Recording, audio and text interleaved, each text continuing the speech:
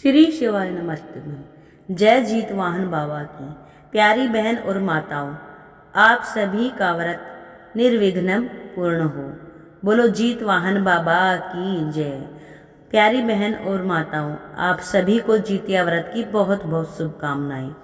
आज हम सुनेंगे जीवित पुत्री का व्रत में जीतिया व्रत की पौराणिक कथाएं, जिसके सुनने से आपकी संतान की दीर्घायु होती है और निरोगी काया होती है और उज्जवल भविष्य होता है। इस कथा को हमेशा पूरा ही सुनना चाहिए, तभी आपको जीत वाहन बाबा की कृपा प्राप्त होगी। नहीं तो आपसे जीत वाहन बाबा रुष्ट हो जाएंगे। तो कृपया करके सभी बहन और माता से हाथ जोड़कर विनती है, कथा को पूरा सुनिएगा और चैनल को सब्सक्राइब भी कर लीजिएगा।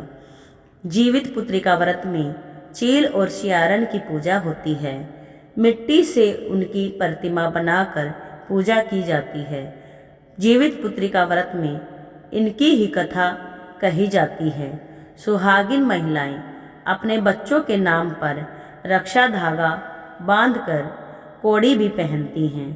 जितने पुत्र होते हैं उतनी ही कोड़ियाँ महिलाएं अपने गले में धारण करती हैं। पुत्र के नाम की कोड़ी होती है, जिसे महिलाएं कम से कम 1.25 महीने लगातार पहने रहती हैं। इसके बाद इसे उतार कर जहाँ गहने जेवर आदि रखे जाते हैं, वहाँ मंदिर में भी रख सकते हैं। तो आइए जानते हैं जीवित पुत्र का व्रत की पौराणिक कथा।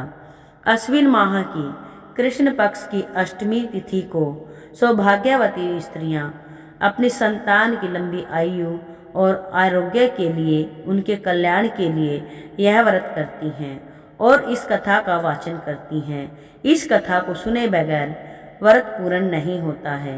ये कथा एक चील और सियारन की है। एक जंगल में चील और सियारन रहा करती थी। दोनों मित्र थीं। एक बार कुछ स्त्रियों को उन्होंने व्रत करते हुए देखा, तो उन्होंने मन बनाया कि हम भी दोनों व्रत रखेंगे। और उनसे स्त्रियों से पूछने के बाद उसने पूरा इसका नियम पूछ लिया, व्रत का नियम पूछ लिया उनसे। तब चील और सियारन ने यह व्रत रखा। लेकिन सियारन को इतनी भूख लगी कि वह भूख प्यास से व्याकुल हो उठी। उससे भूख सहन नहीं हुई और उसने चील से छुप करके खाना खा लिया। वही चील पूरी निष्ठा के साथ इस व्रत का पालन करती है। इसका परिणाम यह हुआ कि सियारन के जितने भी बच्चे होते कुछ दिन बाद मर जाते थे, लेकिन चील के बच्चे दीर्घायु होते थे। तब सियारन को इस बात का ज्ञात हुआ, तो जीवित पुत्रिका का व्रत आधा रहने के कारण उसके बच्चे पैदा होते ही मर जाते हैं।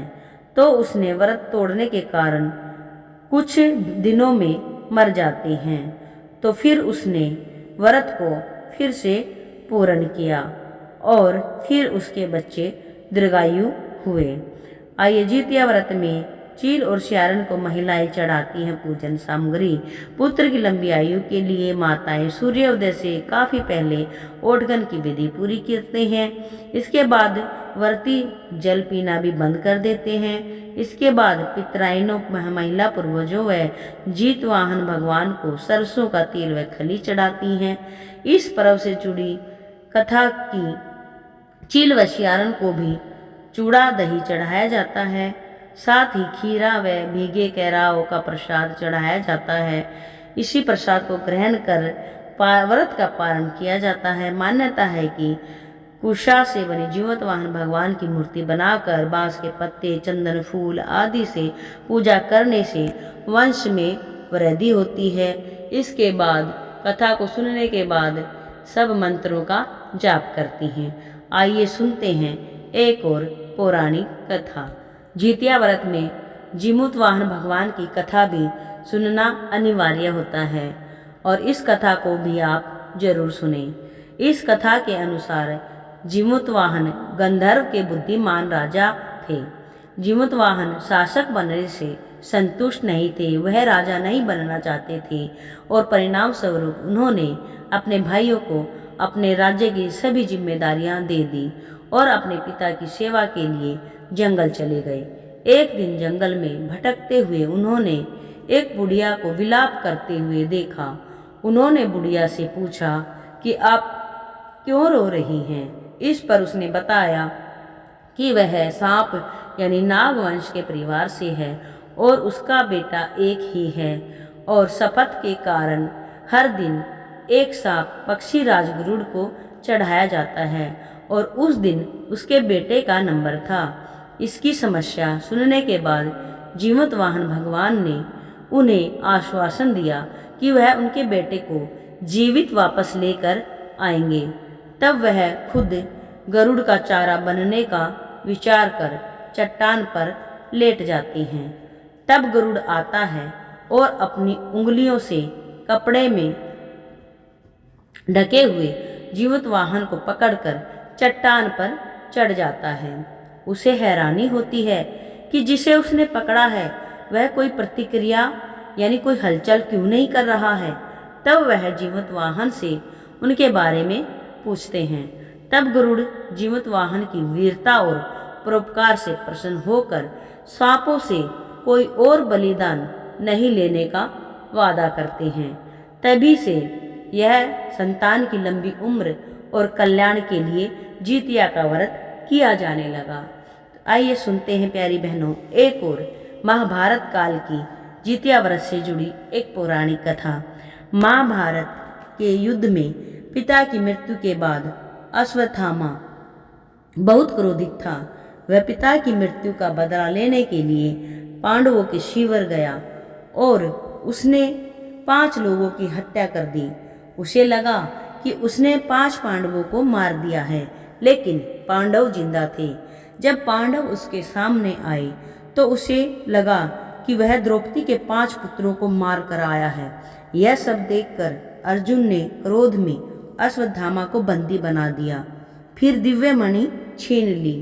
अश्वत्थामा ने इस बात पर बदला लेने के लिए अभिमन्यु की पत्नी उत्तरा के गर्भ में पल रही संतान को मारने की योजना बनाई। उसने गर्भ में पल रहे बच्चे को मारने के लिए ब्रह्मास्त्र चलाया, जिससे उत्तरा का गर्भ नष्ट हो गया। लेकिन उस बच्चे का जन्म लेना बहुत जरूरी था, इसीलिए भगवान श्री कृष्ण ने उत्तरा के मृत बालक को फिर से जीवित कर दिया। गर्भ में मरकर जीवित होने की वजह से इस तरह उत्तरा के पुत्र का नाम जीवित पुत्रिका और परीक्षित हुआ। तब से संतान की लंबी आयु के लिए जितिया का व्रत किया जाने लगा।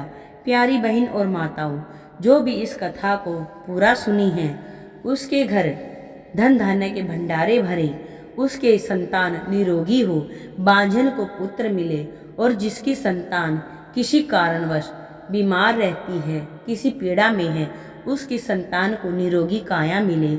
मेरी जीत वाहन भगवान से यही प्रार्थना है कि आप सभी बहनें और माता हमेशा खुशी रहें, सुखी रहें और जीवत वाहन भगवान की कृपा आप पर हमेशा बनी रहे। प्यारी बहन और माताओं, आपसे हाथ जोड़कर प्रार्थना है मेरे चैनल को सब्सक्राइब जरूर कर लें। बोलो जीत वाहन बाबा की जय।